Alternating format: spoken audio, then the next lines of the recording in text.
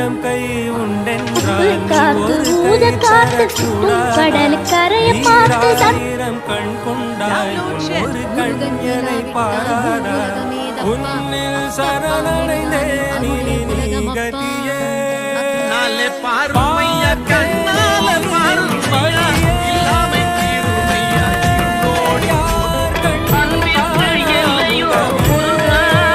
உந்தன் அருளுக்கு எல்லைதான் இல்லையே ஆண்டியாய் நின்றவேல் முருகா